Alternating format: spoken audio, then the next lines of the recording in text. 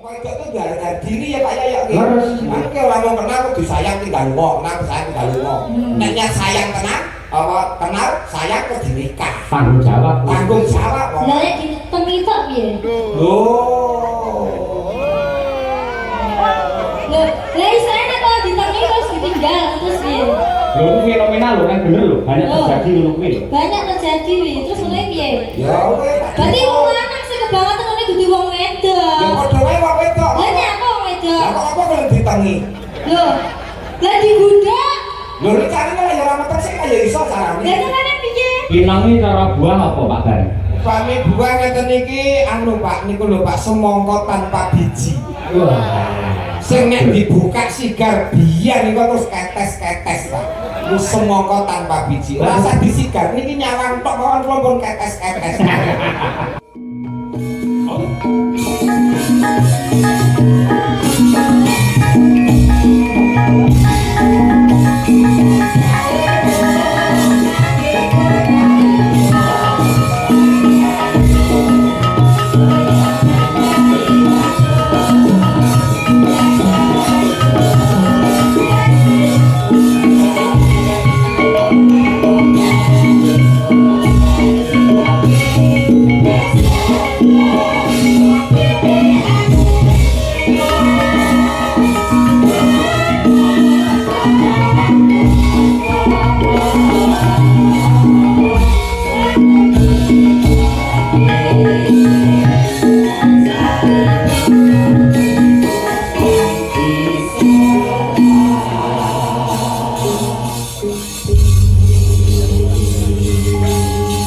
Assalamualaikum warahmatullahi wabarakatuh, Mas Gareng.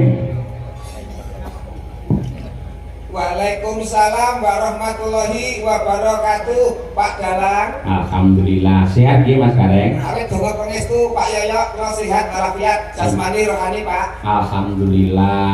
Jasmani karo rohani enten bentene Bapak kesehatan. Benten. Bentenipun. Sehat jasmani niku perangane badan. Nggih. Nek rohani niku tentang kejiwaan. Oh, ngaten. Nggih. Jenengan yen kon milih salah siji, pilih sehat jasmani apa rohani?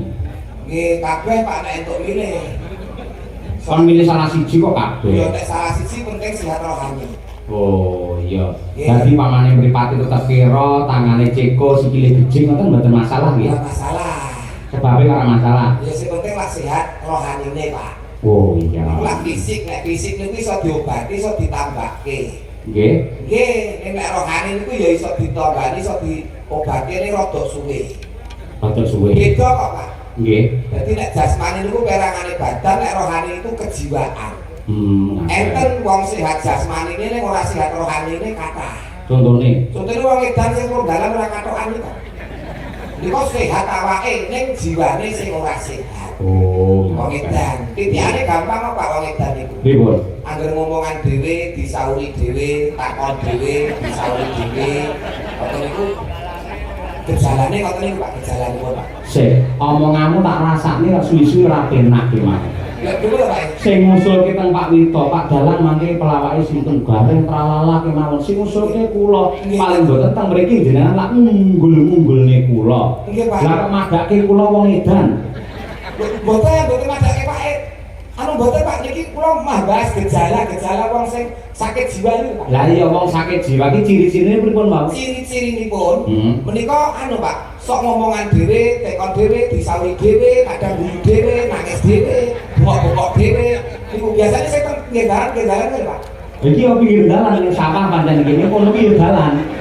Maksudnya pinggir dalan gede niku Pak. Tak akoni nuwun sewu wiwit jam 09.00 tet mau aku wis omong dhewe, bengok dhewe, nangis dhewe, tak sauri dhewe, guyu dhewe. Tegese sampean madake dalan karo wong edan. Boten. Sakniki kula nyampe sapa Pak edan boten. Mboten. Lah yo wis ora edan kok ngamuk iki. Semes niku Pak. Ya, Wes gitu ya. niku. Iki edane wong golek dhuwit beda Pak. Gen mau lho kula niku lak mriki lak rada bingung nuwun sewu dalah. Jenengan ngomongke wong edan teng Alfamart niku lho nggih. Nuwun sewu sanding terminal. Nggih, dalah kethuk karo wong kula takoni, "Pak, margi dateng daleme Pak Wito niku pundi?" "Buh. Daleme pundi?" "Ora ngerti." "Mboten nyimput dusun nyimput niku pundi Purwosari?" "Ora ngerti." Ngono kuwi. Lah bae bareng tak telese dikandani karo bakule Indomaret kono niku wong edan. Nah, niku. Sampe ngerti ora? Ora ngerti. Ya iki padha edane iki ya. Mau lho. Sing wong edane kok piye, Pak? Edane. Tak takoni ning Indomaret. Indomaret lho, Pak. Heeh. Daleme Pak Wito ngertos. Ora ngerti. Ngerti. Nggih.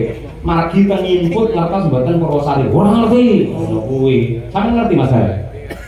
Wong edane kok. Sampe ini ngerti ora? Ora ngerti. Lah iya.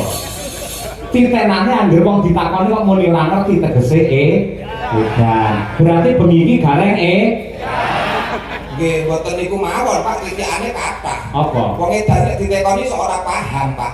Kok ora paham? Contone kok yen pangapunten, lur pangapunten kaya snack ngeten niki mawon. Niku wong edan niku ditekoni iki apa? Ora ngerti, Pak. Monggo jalur niki emping. Niki napa? Sosis. Monggo mboten ngerti wong edan niku nggih mboten ngerti. Monggo niki asline jenenge sosis. Heeh. Lah nek ngeten niki napa, Pak? Ora ngerti aku. Lho, tunggale. Berarti aku karo kowe rombongan. Nggih, kok rombongan edan. Heeh. Gareng edan. Galangi ya melu edan. Berarti ya sindene melu edan. Ngerti galang edan, dagelan edan kenapa kok disindeni? Dhek melu edan, Mas. Yo berarti ora mung sindene ora galang ora dagelane. Lah sapa? Wong rawite niku nggih edan ben kocok. Lah kok iso? Ana wong edan-edan kok ditabuhi. Oh, dadi kabeh sak panggung edan kabeh. Edan kabeh. Heeh. Lek ngono kuwi majake Pak Wito. Pak Wito napa? Sing nanggap. Pak Wito niku bijaksana, Pak. Loh, kok bijaksana? Wong edan-edan dilumukne kok main disangoni. Bijaksana dadi duwe ta, Pak? Lumayan sak setelan misalnya. Nggih, Pak. Kula wis inget yen angel ditenon lah dhewe, Pak.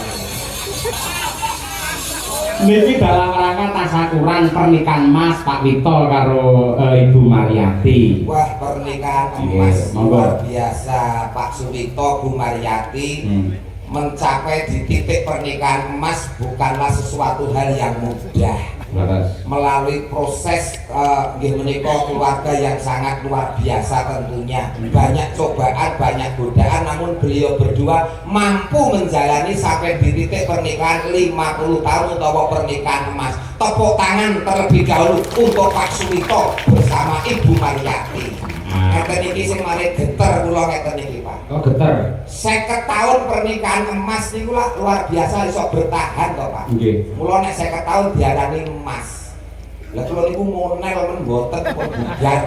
Perak ya urung. Belas kok perak. Nggih.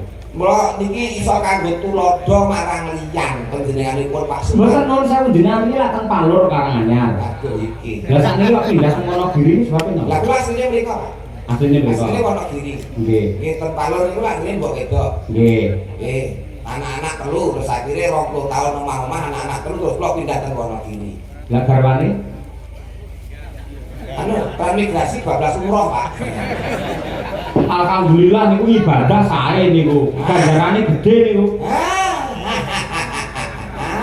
Ganjaran gede iki nek transmigrasi tenan nek umroh tenan. Lah piye to? Minggat. Minggat pamane dadi TKW ana Malaysia ning Hongkong, Cina, wah kuwi apik pahlawan devisa negara niku. Ngentuke dhuwit. Ngentuke dhuwit. Niki minggate gondol wong kok. Entuk dhuwit tekan niku. Ah iya, wis disyukuri, Syukur, Pak. Nek bersyukur malah enteng sanggane kok ngopo. Lah kok enteng. Lah kan di bojo malah kan di beban kok, Pak. Lah lek butuh terus piye? Tuku. Maksudnya misalnya butuh sego, orang kira tadi tuku teng warung.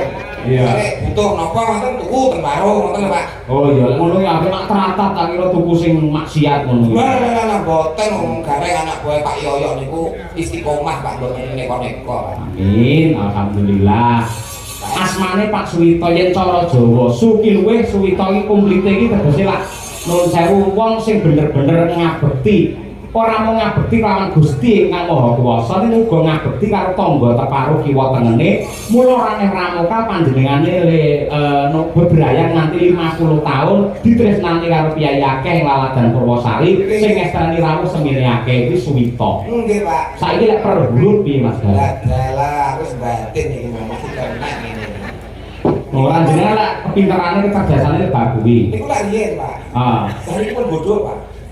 Ora, bab bodho iki mergo lek ora kulino biasa cara parang utawa cara lading, lek kulino biasa meneh dadine apik. Suwita es. Suwi kalih to persuku, Pak. Persuku. Ya.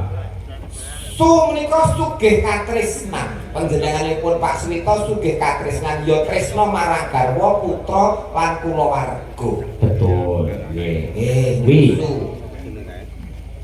Wi. Halo, Wi. Nggih, Winarno nembe mikir. Oh iya jenenge Winarno. Winarno. Terus. Oh, ya kabeh iku tinggal dipikir, salah muni wong iki taruhan iki kesejahteraan urip kok, Pak. Iya, Wi. Wi menika witing katresnan saya ngrembaka saya subur nganti ngancik pernikahan 50 tahun langgeng katresnane langgeng bebrayane. Mantap. Wi, cocok aku seneng ngejak kowe tegese ora lirang ngono Mas Gareng. Dereng kok mungkin saged lirang. Dereng kok Ora bakal. wong iki ora mesti kok, Pak. Nggih. To. Nah, To. Nah. To. Tondo iki sing diarani keluarga bahagia sejahtera sakinah mawaddah warahmah sing iso kanggo teka tulodo anak lan putu-putu lan kabeh para kulawarga. iya, nggih. Aja marang dhisik wong bebujuan lak kakung karo putri tegese Pak Suwita karo Ibu Mariyati. Mariyati Mati tenan. Jalane kecerdasan dagelane wis level veteran ngene. pakai kudu bisa. Terus. Nggih, manut tunduk karo apa sing dadi perintahe kang garwa pinangka guru laki. Oh, Wong wedok kuwi kudu tunduk patuh taat karo garwane. Contone kaya beliau Bu Mariyati. Betul. Niku mah Rina wengi mung ndedonga amrih lestarine kulawarga mulyane anak lan putu. Ya. Alon-alon. Yakin apa sing diusahake, apa sing diprihatinke bakal nuwuhke kautaman kamulyan kanggo keluargane. Terakhir Bi. Sik apa? Bukan siji nek. Iya alon-alon. Tibane syukuran wayangan ditanggapke syukuran pernikahan 50 tahun ditanggapke dalang kondang Ki Cahya Kuntadi alias Pak Yoyo. Iya, kanthi dagelan Ora mesti Pak nek mengiringi gareng tralala. Nek iki gareng pacitan. Ini apa men? Padahal mengikuti orang. Mengikuti wong iki pene Pak. Kalau ki ngepen nek kali Pak Yoyo niku ngepen kok. Nek pancen mboten kok terus saingan secara tidak sehat niku mboten. Oh, Ini kerja saingan sehat. Mergo gareng sakniki lak kathah. Gareng Semarang wonten, gareng Purwodadi enten, gareng Pacitan wonten. Mojiroji. Nggih, terus Mojiroji enten. Nggih, kathah sanget. Adu keterampilan. Nggih. Nggih, kabeh niku nut dadak kadirasanipun, Pak. Nggih. Ngoten dados nggih menawi kula mengke damel wirang Bapak sakonco nggih pangapunten. Nggih. Nek jenengan minggah panggung sandanganipun kados mekaten pun kula marem. Tegese wong mirsani percaya diri Mas Gareng. Nggih, Lek non sewu ira-iran nggih dhuwur terus nggih klambi jare mboten masalah. Jenengan satu-satunya dagelan yang memakai gelang emas di kanan dan kiri. Longkol lho dagelan ini. Nggih, Pak, jenengan piyambak ingkang ngendika nyambut gawe iki sithik entuk sithik akeh ya tetep diceleni, ditabung lah ngoten to. Syukur nggih. Iki kula tunggaske mas-masan ngetokke. Dadi apa sing dadi dawuh Bapak ki kula estokke ngoten lho, Pak. Syukur. Iki asli ya, Pak. Asli Mas nggih. Asli semprotan, Pak. Pun nek keringet pun nanya teng seleki ngoten niku. Lho niki separuh pun biru lho, Pak. Wayang ngelapi nek mboten dilapi niku teng kulit barang melu ireng ngoten. Mbok sing sembodo pengaman bengi tanggapan terus ngono ya. Iku niki lho, niki pun enten gudine badhe bibit gudik. Nggih. Kula golekne kanca Mas Gareng. Nggih, kula manut, Pak. Nggih, Mbak Birgita Ayu. Ayo, iki ana pamundhut. Assalamualaikum warahmatullahi wabarakatuh. Waalaikumsalam. Selamat malam Pak Dalang. kula Mbah Untung sing mbau reksa apa iki Gogo Kalang Timur kula nyuwun lagu Sesideman kula aturaken dumateng Pak Suwito matur nuwun Pak Dalang. Nggih. Ya Nduk, Dirgita ayu coba kaya apa men jumeneng tukung. Ayo coba. Yuk.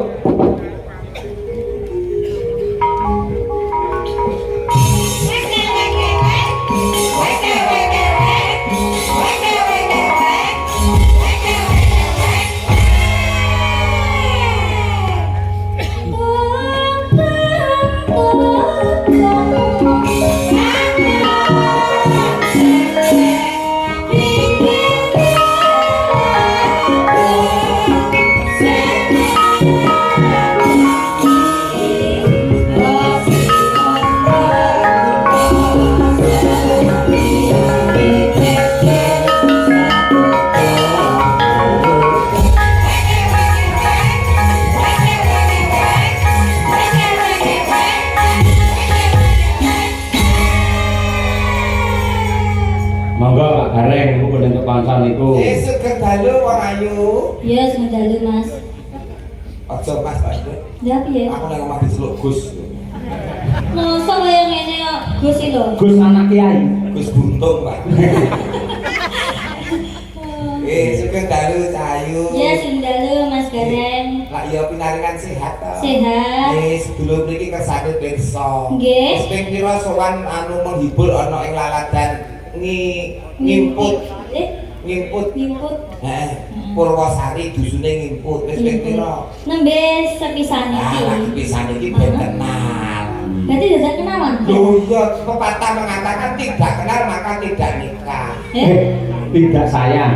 Loh, wong kenal kok mung disayang tok iki lelaki apaan? Nek nyekol lelaki tenanan ya nikah apa kenal terus dinikah, ora disayang tok. Ngono ya. Bener, Bir. Bener kuwi. Kuwi pelajaran yang baik ngono kuwi. Nah, Lah nek apa itu tuh gara diri ya Pak ya iki. Mangke ora mau kenal kok disayang tinggal lunga, kenal sayang tinggal lunga. Nek nya sayang tenan apa kenal sayang kok dinikah. Tanggung jawab. Tanggung jawab kok. lah nek ditemitok piye? Loh. Lah isane kok ditemi terus ditinggal terus piye? Lho itu fenomena lho kan bener lho, banyak terjadi ngono kuwi lho. Banyak terjadi wi, terus ngene piye? Ya wis. Berarti wong lanang sing kebangetan ngene dudu wong wedok. Ya padha wae wong wedok. Lah nek apa wong wedok? Lah kok apa kalau ditengi? Lho. Lah digundak. Lho nek carane ya ora metek sik kaya iso carane. Lah carane piye? Yo nganggo foto. Ayo, mula contonan kaya Pak Wito karo garwane kuwi sing jeneng Atrisnan kuwi kanugrahan suci saka Ilahi kanggo srana keselamatan manungsa donya tekan akhir. Lah kuwi Katrisnan. Mula wis ngendilane Pak Yoyo iku ora mung sekedar bojo ning jodoh. Lah kuwi. Luar biasa langgeng sampai 50 tahun pernikahan emas. Nah, niki makane bar pernikahan emas napa nih Pak Yoyo? Malah kok jenenge kuwi berlian. Berlian. Heeh. Tapi tahun ngarep mulai Pak. 100 tahun. 100 tahun ngarep iki lho. 100 tahun mulai. Nggih. Oh nggih pun monggo derekaken mawon. Sopo? Nggih. Iki lho pira sing ngersakake ya kuwi Derek kenalan Pak. urung to? Oh iya kenalan. Mereka mbok peteng wae. Oh iya. Kenalke kalih sedulur-sedulur wonten ing Ngimput desanipun Purwosari. Sari. Nggih. Tuku pandan karo kayu. Perkenalkan saya Dirgita Ayu Pak Bu.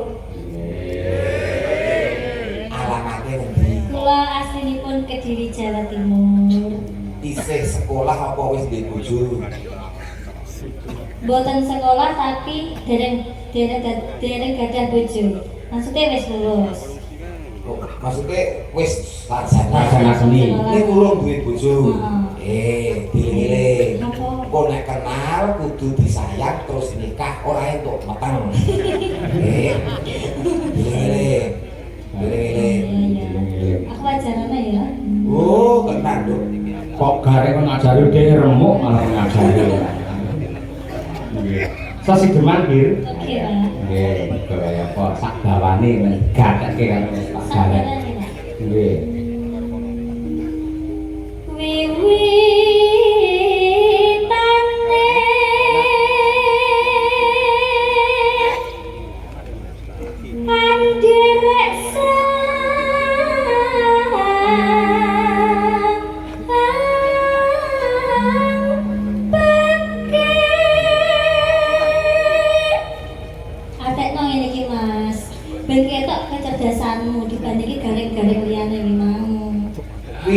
mulane Andere sampeke.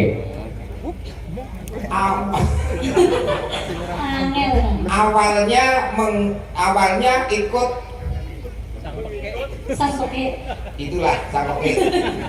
Kiai sing ganteng Jatmiko. Lha nggih sapoke niku kiai sing ganteng Jatmiko. Betul. Putrane Pak Anom Suroto. Oh, nganti sembodo mriki. Dalange Winong iki. pria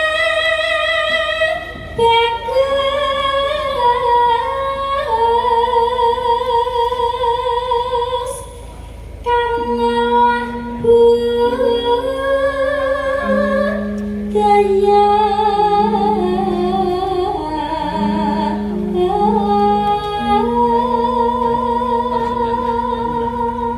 Artinya, Pria tampan yang senang budaya. oh, Betul Pak ya? leres 100. Contohnya nek saiki napa niku Pak? No? Sing pria bagus sing seneng olah budaya. Kelompok pengrajin. Oh, pengrajin. Pak Dalang. Dalam. Niku termasuk sing olah budaya. Gareng olah budaya ora mlebu. Lah mergone olah bagus. Oh, berarti khusus sing bagus ya. Oke. Wong nek rumah senyawa di paling bagus iki sing keren. Yes, Mas. Mochi ruci. Saman menyang kota gede.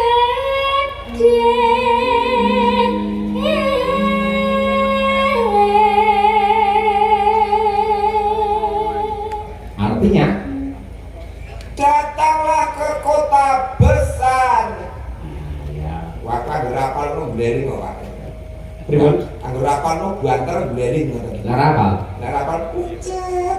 Ya, sepucuk Mas sampean. Heh, Lagi wis pucuk. iki ora, iki pancen oke kan pucet iki keputihan. Ah iya. Coba.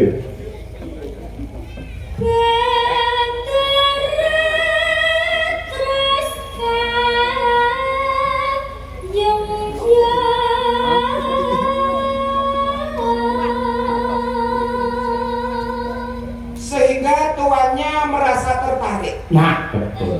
Kula Pak, pripun lulusan SK ngeten iki Pak. Sarjana karawitan kok. Sarjana karaoke. Malah. Enaknya murah. Selendang kuning kang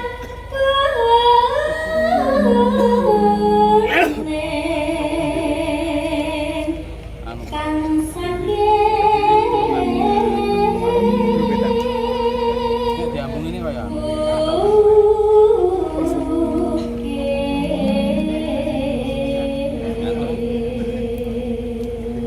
Artinya, Selendang kuning yang dari gunung. nah, ya mungkin di gunung ya. Nggih. Maksudnya piye kok selendang kuning saka gunung iki? Lah ora iso to.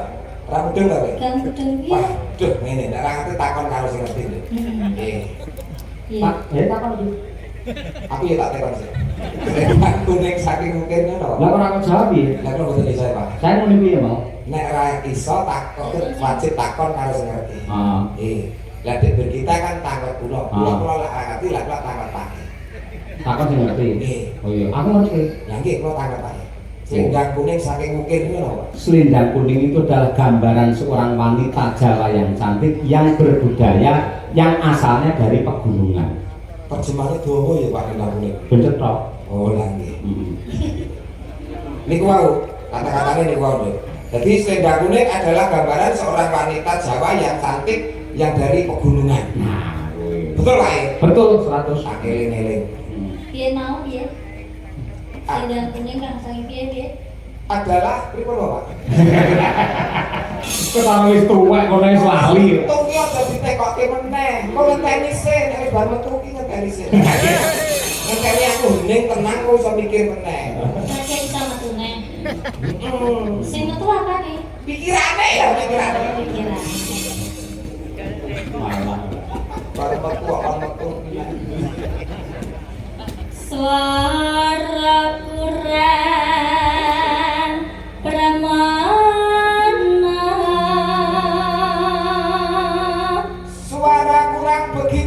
jelas. Ya. Neng wasesa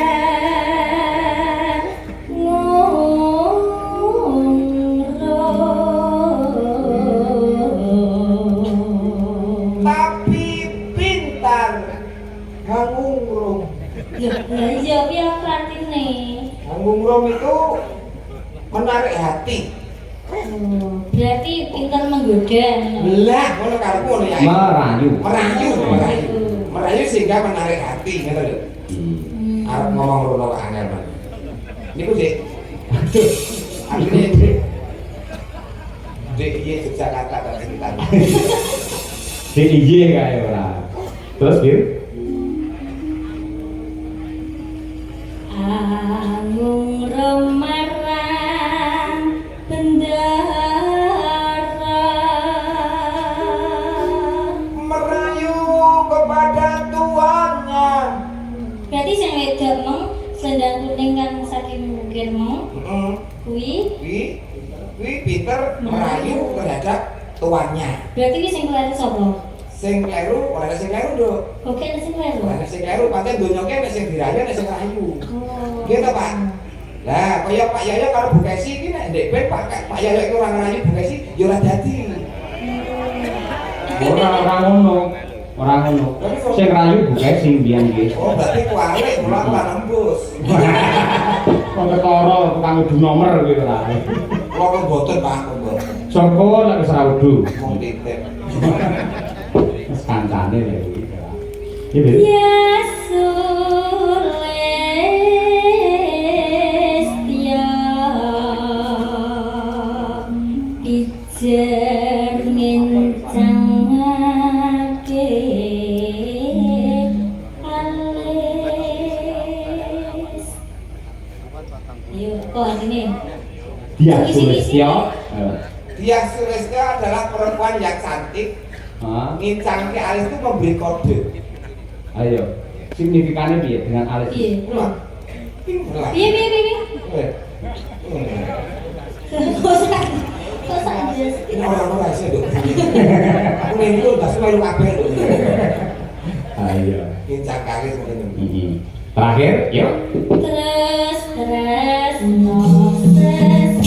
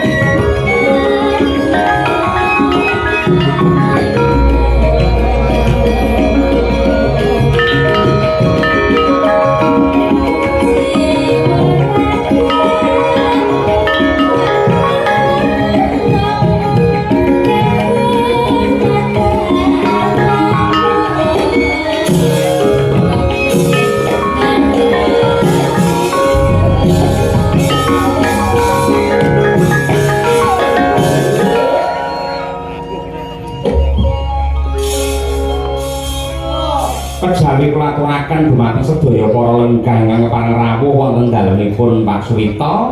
Ugi kula aturaken dumateng para kadang para bola-bola ingkang kepareng monitor lumantar streaming Kuntadi Channel. Wah iya lumayan akeh ya. Kaya ngono ki matur nuwun katresnanipun para subscriber Kuntadi Channel. Ya. Kendel nggih. Urip ana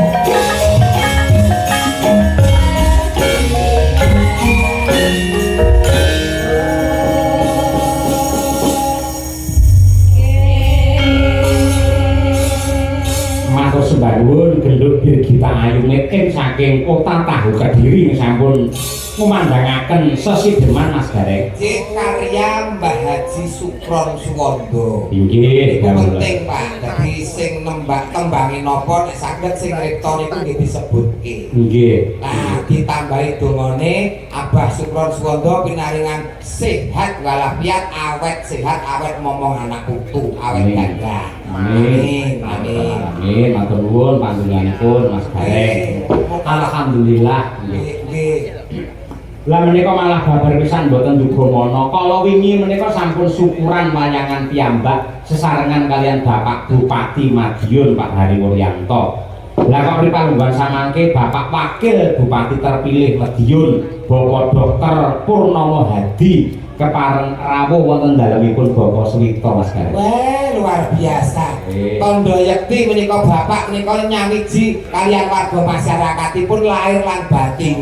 Monggo niki benten kabupaten lho monggo niki. Lancik. Nggih, nggih mergo niku nggih dawuh jenengan leres mergo pancen piyai merakyat, sedulur dasare Pak Wito niku pancen piyai niku grapyak kancane akeh. Leres sugih sedulur. Nggih. Nggih. Panjenenganipun tasih mlebet napa sampun ketinggalipun longgar? Oh, taksih. Oh, sampun longgar. Nggih. Wah, alhamdulillah. Sampun siap. Nggih, menawi longgar nuwun sewu dumateng pepundhen kula Bapak Purnomo Hadi mriki pinarak wonten ing pepanggungan paring dawuh kangge nentremaken swasana lan paring pangestu panjurung dumateng Bapak Suwito sak keluarga. Iya. Bapak Purnomo Hadi ciri khasé Madiun panas-panas mlaku. Monggo. Yuk, diaturake dados.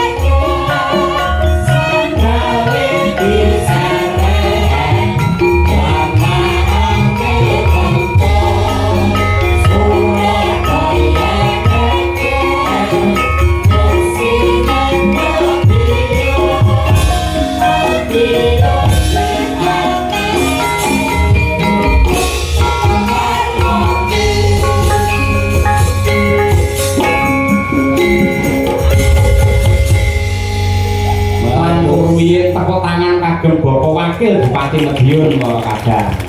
Matur sembah nuwun Mas Galang Mas Cahyo. Jadi seminggu lah mingking kita jane pun kepanggih kok ya diunggah enak to Mas. Mboten dados menapa Pak niki Tondo Yekti bukti tresnane Pak Yoyo kalian panjenengan Pak Purnomo. Paling-paling beda Galang nang Madiun. Walah mboten salah niku Pak. Salah Pak. Matur sembah nuwun Mas Galang niki mugi-mugi Pak Suwito kali Mbak Mariati ini dados contoh tauladan katun kita sedaya nggih. Nggih amargi bebrayan niku kedahe sing harmonis. Harmonis. Mila saking menika mangke muga-muga sedaya mawon contonen ora pernah satu-satungan. Keluarga niku keluarga sing harmonis. Terus nek saged niku nek yo rabi iki pisane Mas Gareng sampean. Pisan mawon nganti kukuke yuswa. Yo kedahe nggih ngoten. Ngoten nggih Mas. Jenengan nuturi kali Gareng niku pas. Mergo niku pun pindho lho rabi. Kira ya meh tambah. Mboten Pak. Sudah capek Pak. Ya kebetulan ora ning sing kelem lho Mas. Nek mboten kok krana Mas Gareng niku nakal, nek pancen nggih lakone kedah mekaten. Iya, sok ganteng. No? Sok ganteng. Oh, sok ganteng. Iya, ke duit jadi ora pati duit. Mboten. Duit nggih pas-pasan, rupa ya pas-pasan. dilalah kaya masalah ten kula lah ngono Pak. Nggih yo oke sing diapusi ngono. Monggo Pak, monggo Pak. Pak, niki luar biasa lho Pak Purnomo Hadi. Luar biasa, Wakil nih. Bupati Madiun ning Sonjo utawa Tentile utawa Serawung kalian warga masyarakat wonten ing Ponorogo Pak. Luar biasa. Niki masyarakat tegese punya hati merakyat tidak membeda-bedakan. Kayak beliau Pak Purnomo Hadi menika. Luar biasa. Ning ngati-ati Pak Purnomo, anggere dagelan omongane kados ngoten niku ngati-ati. Mergo wajahe pun mboten kaya garing, malah kaya kotak amal niku. Ketinggalan kan. Betul dong, menawi bapak niku mboten tak nyuwun niku bapak pun pirsa. Gimana? Ora sini-sini. Betul Pak, betul tak cukup. Ora cukup Pak, ora cukup pun matur nuwun. Nggih. Niku pangapunten kalian Bapak Sugito rencang menapa? Menika kebetulan mantune Pak Suwito niku sederek kula keng Lembean. Oh, Magetan. Nggih. sedulur Dadi kok. nyai kula niku saking Lembean niku sedereke Pak Kadimun niku putra mantune Pak Suwito. Pak Kadimun niku. Nggih. Lah niku Pak Leku. Masa? Lah, Kadimun sapa? Lembean, Magetan. oh langke. Ngawi. Ngawi. Ngawi. Jadi Kowe kula gareng, niki Pak Kadimun Ngawi. Nggih. Dulurku Pak Kadimun Lembean padha kadimune. Lah nggih maksudnya sing saka Ngawi niku kok dolan teng Madiun ngoten Pak. Wah, wis. Sebelum dhewe Pak. Ya wis pas wis pas. Nggih. Kok kula dolan kok mampu kabeh Pak. Padha kira Pak saya. Ora wakil bupati iki ora tindak dulur. Ah nggih, biasane anggere kiai enten kiai pejabat ngoten nggih, nyedek-nyedek ngoten. Ah nopo lho tak boten sah. Sedulur kok dadak nyangoni boten sah.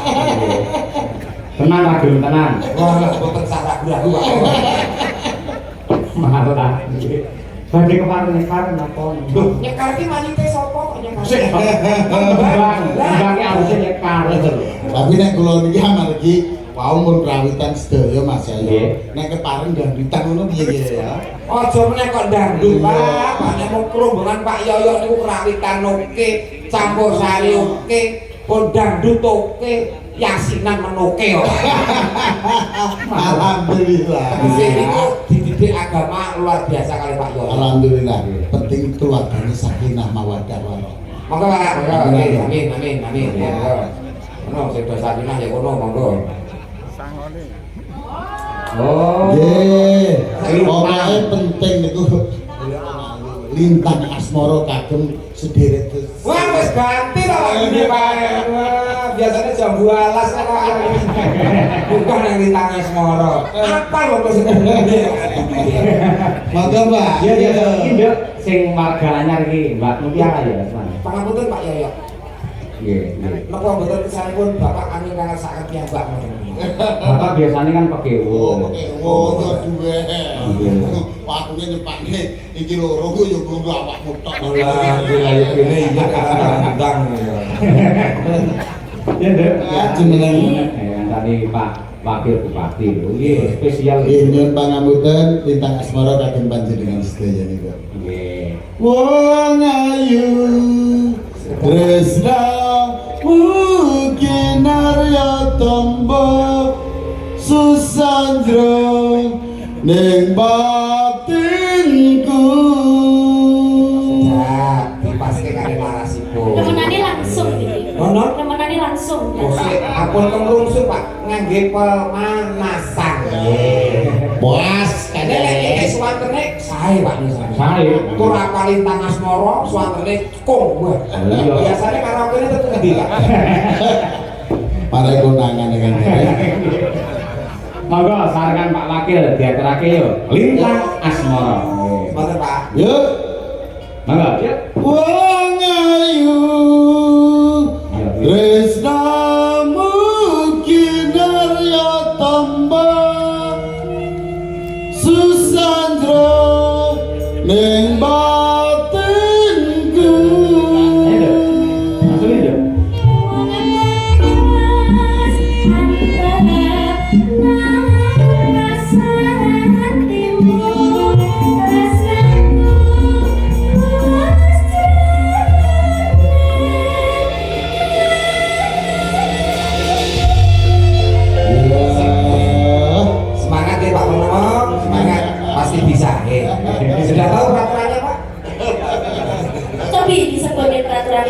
tidak boleh pukul bagian dada. Pas. Iya. Monggo Lintang Aswara bersama Pak Wakil Bupati Pak Purnomati. Kecos. Oh.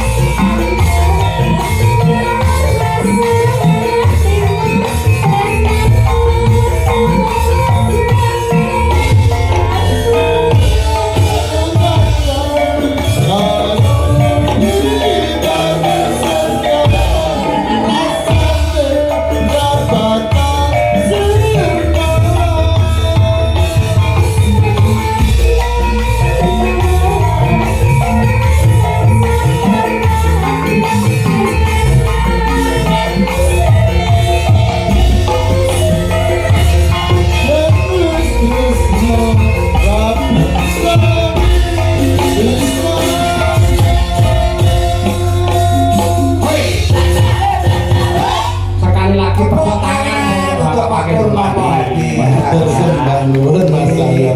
Ya jan semangat iki keluarga Purwosari niki rasane wayem. Nggih, nggih. Estu to, Pak? Saestu. Lah, Lah ya gredeg. Pindah Purwosari mawon pripun? Ya aja akeh dilantik dadi wakil bupati mesti. Kok tetep iki tetep ngoten Pak. Oke Mas Gareng, awak kan Mas Gareng ayem. Ayo Pak, apa wong mampu niku. Mbak ya wis saling kali Pak Watut dereng. Dereng. Sungkem. Enak iki kok pokoke tinggal. Apa niki? Lho, wong jeneng Gur sungkem Oh ya bae. Allah, ya Allah. Nggih. Biasanya nek putih-putih niki rambutnya dari sini. Mboten niku kosong Sungkem ae lho, Nduk. Bareng perkara sungkem rek. Pak, sungkem kula, Bapak sehat selalu panjang umur kapan Amin. bisa pepadaan. Iya, Pak. Penting dengan selamat anggenipun makan ya lah tetep ketemu tenangan segala napa. Wonten pati pun kula nggih nyuwun. Kena gue sangu rabi neh, Reng. Asal apa, Pak? Hah? Asal apa? Itu donga. Matur sembah nuwun Mas saya, matur sembah nuwun sedaya keluarga Purwosari. Mugi-mugi tansah rahayu wilujeng sedaya niki. Sekar jembatan. Assalamualaikum warahmatullahi wabarakatuh. Waalaikumsalam warahmatullahi wabarakatuh. Balon Bapak. Sehat selalu. Salam sungkem kagem Pak Ari nggih. Pak Ari wonten dalemipun sampun wayangan jenengan dereng Pak jenengan. Nggih beres timbali ke rumah sakit sembah nuwun nggih. Sehat selalu, amanah barokah nggih. Biasa menyempatkan diri banget. Nggih. Tugasipun kathah sibuk tapi mergo rasa katresnan kali warga Purwosari terutama Bapak Sumito Nggih. disempatkan rawuh malam hari ini. Nggih. Nggih sembah nuwun lho Pak. Pak Purnomo Hadi, Purnomo Hadi. Artinya Purnomo niku seneng, Hadi niku weweh, tegese seneng sedekah. rutine sinden diparingi. Diparingi sing pun diparingi. Lah kowe Kula pun diparingi donga Pak. Pun luwih saka dhuwit niku Pak. nggih, ketoke sambat ra ikhlas ngono Wah, sampe. ikhlas Pak. Kula pun kanca oleh Pak Pur. Keluarga Pak, keluarga. Konsep keluarga. Keluarga. Saking trah. Oh, adino wae. Pangadimun. Nggih, mun niku wae. Nggih. Sekedar Mas Gareng ngenten nawala. Nggih Pak. Ngatur dumateng Bapak Suwito Sugeng Ambawarsa pernikahan Mas 50 tahun. Mugi sehat selalu panjang yuswa ugi ngaturaken sembah nuwun sampun paring lelipur dumateng warga masyarakat Purwosari. Nggih. Nyuwun gending lestari tertanda Mbah Lurah Purwosari. Anu, ingkang badhe calang kagem anu, kebalik desa. Empun talang. Oh, pun. Pun. Mei Pak. Nggih. Nun? Mei. Mei tanggal 20 Mei. Alhamdulillah. Nggih. Nyicil ayem, nyicil ayem. Kosong niku jenengan. Kosong Pak. Nggih, nggih mantep griya mawon lan niku kosong. Boten katut to Pak. Lah niki rapate dereng rampung untuk menentukan bintang tamu sinten dereng rampung. Oh, niki- Niki wonten perjuangan jenengan ketika dalem niki jenengan bisa menyenangkan warga masyarakat Purwosari mesti 20 katut. Abot iki. Biasa Pak. Ini masih dirundingkan lek dalane pun positif. Nggih, biyen nek wong ora ngene kuwi campur sari awane ra apa-apa. Awan mangi kangge anu kerja bakti kali gerak jalan. Esuk elektron Pak, kula mengke suwe. Jalan sehat. Nggih, sidane niku mengke mboten kerja bakti, mboten jalan sak, nggih mboten mayangan Pak. Lah maksudnya Sidan sisan ning padha ora mangane Pak. ya aja muter ngono kok ya. Melu Pak, melu Pak. Amin, amin, nggih. Bapak Suratman, nggih. Serangan nggih. Serangan Sukorjo minta gending. Serangan Pak. Eh? Serangan. Serangan. Nggih, Nggih, serangan, serangan Pak. Lah ya. Iki jare saya tandane aku sing kleru semua coba. Lah nggih, Nggih. serangan.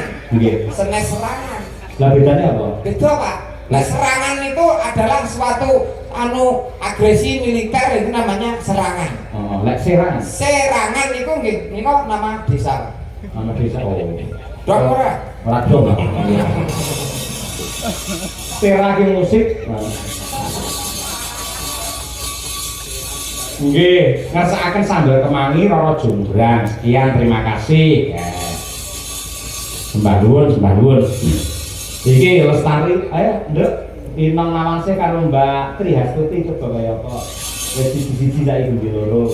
Monggo Mbak Linong kalian Mbak Tri.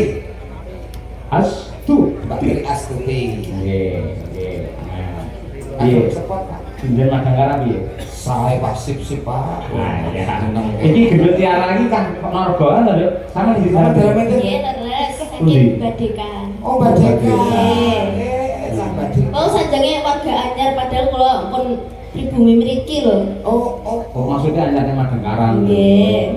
Oh, nang Madangkara anyar. Nggih. Oh, yo betah ya yo nang Madangkara. Kan napa kok ngoten niku? Ya kone bagus-bagus. Kejar lho. Bagus-bagus enem-enem sedaya. Madangkara ki nek yo lang apa tuwa langsung diyasinke.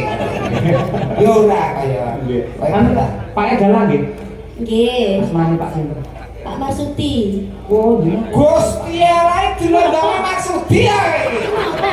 Masalah Benar, Ren? Ya halah. Jenengmu si sapa ndek kae? Sinten Pak Lo? Tiara. Tiara. Mutiara. Gusti Allah, Mutiara Marsudi. Iki bapak do. Marsudi lah mau meneruskan perjuanganku. Walah. Bila bapak yang nyangoni kok. Lagi gulen, lagi gulen. Aku ora mbak kepak ora apa-apa. Winong, Winong ini sama Tulungagung. Tulungagung, sih. Kalau Mbak Triastuti semua berdiri berpacu dalam melodi biasa santak dan. Oke.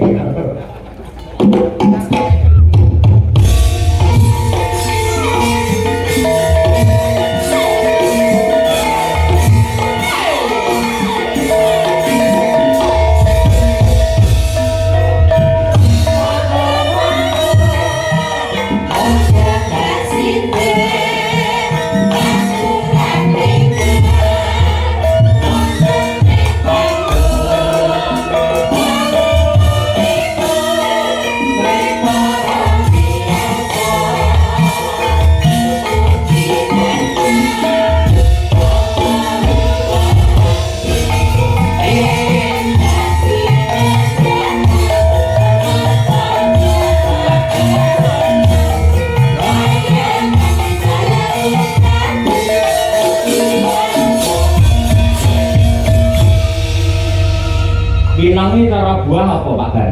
Pami buah ngeten iki anu Pak niku lho Pak semangka tanpa biji. Wah. Sing nek dibuka sigar biyen niku terus ketes-ketes Pak. Ku semangka tanpa biji. Rasa disigar niki nyawang tok mawon kula pun ketes-ketes. Lah iki gendho keterangan Pak Marsudi iki. Anake maksud niki apel Pak. Apel Washington. Wah, sing abang kae. Wabang, nek dibuka wabang terus campur ngoten iki Pak. Iya. Mbak Birgita cara buah. Birgita niki gandeng dhuwur dawa niki jenenge pisang. Australia. Iya. Bu Kesi, awas elek tak kaplok. Bu Kesi cara buah apa? Bu Kesi menika upami buah sing paling mahal. Apa Bu? Nggih menika anu Pak, duku ingkang saking Amerika diblaster kalian Jerman, kalian Polandia, kalian Blasterane kok akeh men iki. pokoke sae to Pak. Nggih. Bang mulai tanggal ndas Blasteran Ambon karo kepok anak-anak kluthuk ya kuwi. Oh niku lak blasteran nggih. Lek Mbak Tutik cara buah apa? Lah niki buah sing di kesehatan. Apa? Pace. Saya tahu Mas. Nek pace iki ada istimewane lho menurutku. Enak istimewanya enak. Walaupun dia itu ketoke diambu ki sengak ora enak. Sengak jenenge. Nek kok diambu dicedhaki wis kudu mungkuk-mungkuk. Pace. Iya. Tapi nek dibelah itu ada bijinya. Ira-ira kae. Oh, enak sih kayak mini. Ringkil-ringkil. Tapi kayak enak lho. Cing kae ta. Apa wis tau ngambu? Pace lho pace. Oh, pace. Ngono lho gumburku kok codot ya doyan gondol iki lho. Sama dia tau mangan tau pace kepapat. Malah ora. Mergo Winek itu khasiatnya kena obat. Asam urat, darah tinggi, kolesterol. Ngangge niku pace niku. Moringa kalah karo iki. Nek boten sembuh baru ke bio moringa. Aja dijujuk kan dadan. Iki wis tak persiapke anu dina rek Mas. Aku dijujuk sih. Apa aku ora ngerti. Kulo nyuwun gesang dan. Setak. Jariku pace kae, dipeken sama ngomong penyakit kencing manis. Jadi pace ya mari toh sampean. Mari. Tahu kencing manis toh? Tahu kencing manis sih 3 tahun Pak kalau kencing manis. Masalah. Nah, kayak gawe niku kula ya ratu gula, Pak. Ngecor teh pahitan ngoten kula mentangke teng meja terus kula turi lho. Terus Kencing manis sih penyakit kok malah diduri ora. Mbok kok nyatane ya manis. terus urip ya, sak urip ya mungkin. Urip nang arep nek kipas angin mati meneh. Iya, tunggale kae lho. Iki lho, namanya boleh tak delok film kali ta tak. Apa? Iki ben takon. Ini ada pakar takono. Walid nak Dewi boleh. Takono. Walid nak Dewi boleh. Ngono ya. Sing piye ta iki? Wis tak kok. Ngono kuwi. Nah, aku ora ngerti. Walid nak Dewi boleh. Ngono ya. Balik, Nak Dewi boleh. balik nak Dewi boleh. Tak nak, Walid dah layu. Oh, nek ya balik daya.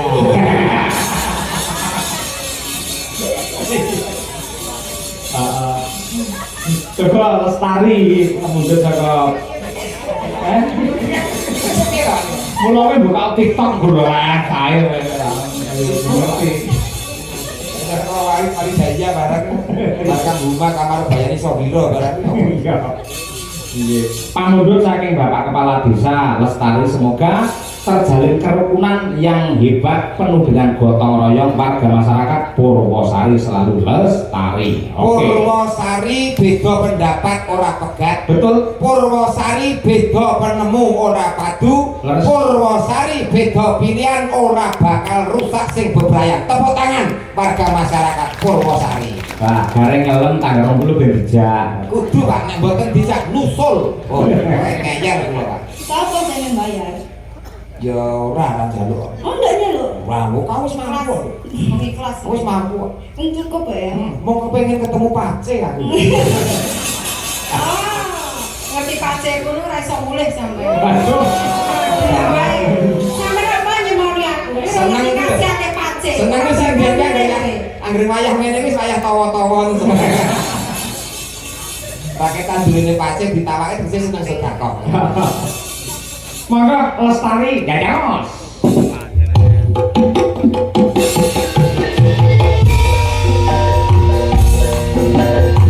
Pak Lurah dan Pak Perangkat Purwosari. Yuk Mas.